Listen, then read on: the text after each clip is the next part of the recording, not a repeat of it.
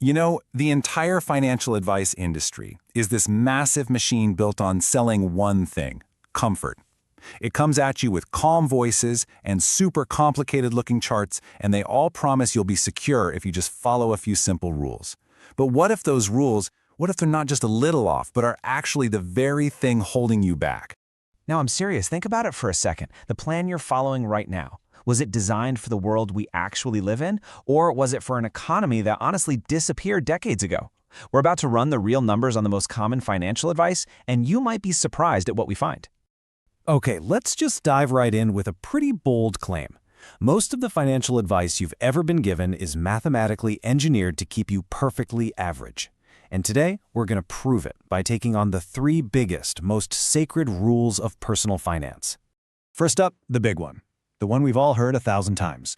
The rule that's sold to us as the absolute bedrock of being a responsible adult with your money. This is the golden rule, isn't it?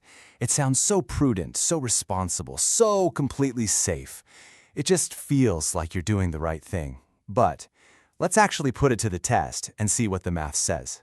So let's imagine a pretty standard scenario. Let's say you start at age 30, you're making $60,000 a year, and you're diligent. You save 10%, that's $6,000 every single year. You invest it, you get a decent 7% average return, and you just keep doing this like clockwork until you're 65. So far, so good, right? And after 35 years of doing the right thing, you look at your account and see over $800,000. I mean, that sounds fantastic. You'd probably feel pretty darn good about that number. But there's a hidden variable here, a silent killer that changes absolutely everything. And that variable is inflation. It's the silent thief that just quietly erodes the real value of your money year after year after year. That $813,000 you'll have in the future, it won't buy what you think it will, not even close. So, assuming a pretty standard 3% inflation rate, that impressive sounding 800 grand, well, it shrinks. It shrinks all the way down to the purchasing power of just $290,000 in today's money. Ouch. That is the devastating power of inflation over time. And if you try to spread that out over, say, a 25-year retirement, you are left with an annual income of just $11,600. In today's money, I want you to ask yourself right now, could you actually live on that?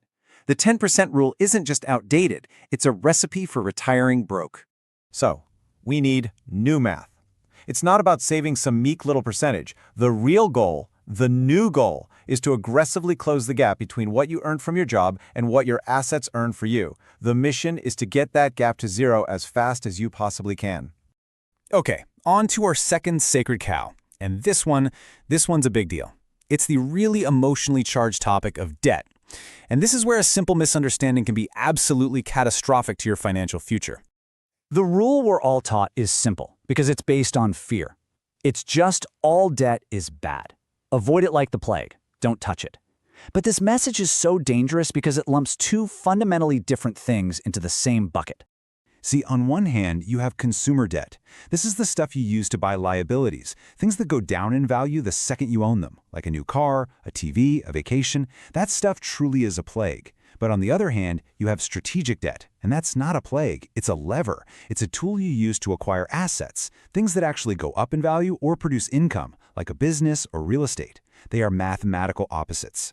So the real rule isn't avoid debt. That's like telling a soldier to go into battle without a weapon. The real rule is to master debt. Never, ever use it for a liability. Only use it to buy a proven asset that pays for the debt itself, and then some. All right, let's get to our third and final sacred cow. And this is basically the holy grail for financial advisors everywhere. You've heard this a million times. Don't put all your eggs in one basket. Diversify. Spread your money around. Stocks, bonds, real estate to protect yourself. And listen, for a totally passive investor who just wants to set it and forget it, this advice is, well, it's fine. It's advice for people who don't want to think too hard about it. But let's be absolutely crystal clear on this point. Diversification is a fantastic strategy for preserving wealth you already have. It is a terrible strategy for building it from scratch. Nobody in history ever got truly rich by owning a tiny little fraction of 1,000 different things. And hey, you don't have to take my word for it. The master himself, Warren Buffett, famously said that diversification is protection against ignorance. It basically means it makes very little sense if you actually know what you're doing. Mark Cuban, well, he put it even more bluntly. When you're trying to build your fortune from the ground up, spreading your limited capital and your limited attention span so thin is a mathematical guarantee of one thing: mediocre returns. So the critical takeaway here is getting the sequence right. It's all about the right order. Wealth is built through concentration, by going all in on what you know best, what you can become an expert in. Then, once you've built that fortune, that's when you diversify to protect it. Mainstream advice gets this completely backward. So, if these sacred cows are so obviously flawed, why do they stick around? Well, it's because they're safe, they're easy to sell, and they're one size fits all. But real wealth isn't built on generic rules. It's built on a single, powerful, unifying principle: personal leverage. And this is how it all comes together. You stop mindlessly diversifying, and instead use the leverage of your own specific knowledge. You stop being afraid of all debt, and instead use the leverage of strategic capital. And you stop settling for meek little percentages, and instead use the leverage of aggressive, concrete goals. This is the part they don't want you to think about. I want you to ask yourself, which one of these sacred cows have you just been blindly following? The 10% rule? The fear of all debt? The diversification trap? Drop me a comment below and let me know which one you're really questioning right now. If this little breakdown of the broken financial gospel made you rethink a few things, do me a solid and hit that like button. It tells the algorithm people want the unvarnished math. And you should definitely subscribe, because on this channel, we don't worship sacred cows, we barbecue them. Good financial advice shouldn't make you comfortable, it should make you strategic. I'll see you in the comments.